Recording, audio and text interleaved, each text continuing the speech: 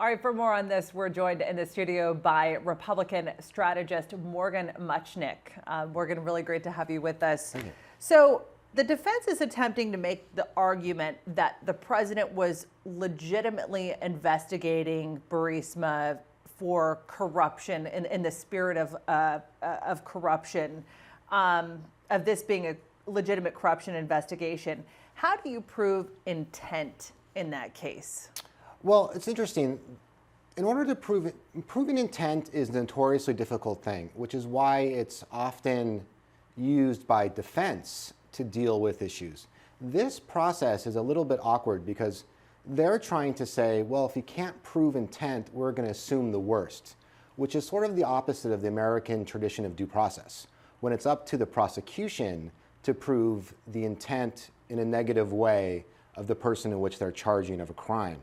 Here, you have the Democrats trying to say that it's up to Trump to prove his intent was not problematic in a sense. And that's why I think sometimes a lot of people who are, let's say, supportive of the president, or certainly not supportive of this process, say this really goes counter to the American tradition of due process. Right. Intent is something that's very difficult to prove and could presumably be argued either way. What do you think is the president's defense team strategy at this point going forward? Well, I mean, just to take a quick step back, in my opinion, this whole thing is a bit political. So we can have a nuanced discussion, if you like, about what is the definition of intent. For example, in slander or libel in American law, you have to show that a news reporter or someone in a TV network had intent to damage someone's reputation. That's a very hard thing to do. But that's kind of the legal minutia that no one in America really cares about. I mean, if you despise this president, you think he's the worst thing that's ever happened, then you just want to see as much damage done. You almost don't care. No one really thinks the president's going to be removed from office, quite frankly. There are some true believers, but by and large, this is more a political process. So the Democrats are using a political process, and the Republicans are going to be using a political process to make a defense. In the end, it's highly problematic for a lot of analytical, dispassionate people because the process of removing a president from office shouldn't be a political process. It should be something that's only reserved for real high crimes and misdemeanors.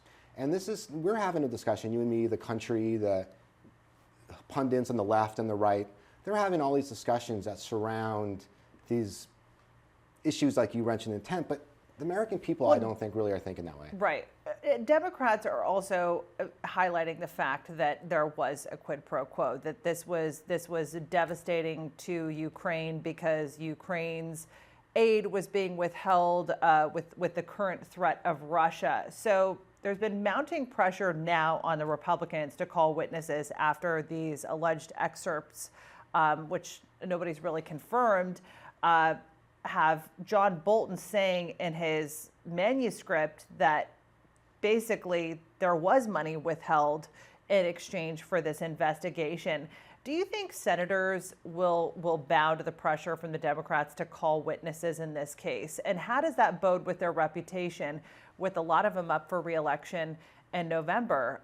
There's only 4 seats, I believe, that Republicans, the Democrats would need from Republicans to be able to flip control of the Senate. Correct, but there are also some vulnerable Democrats as well. But think about the language in which we're using. We're using political language. This is what frustrates a lot of people in this town who are very well-meaning and don't approach this as like a never Trumper or all Trump all the time. That we're having this discussion about the politics of individual Senate races. The founding fathers and founding mothers and the original philosopher king type generation that founded America never would have envisioned the use of impeachment to be analyzed and debated in the context in which we're doing tonight. And that's what frustrates a lot of people, very well-meaning people in this town. That being said, I do think there's going to be witnesses, because I think that there's going to be a lot of Republican senators that are, let's say, moderates, if you will, not so much politically moderate, but moderate in terms of the process, and Mitt Romney types and people like that. I think they want to support the president, but also be on the side of not automatically rubber stamping the president.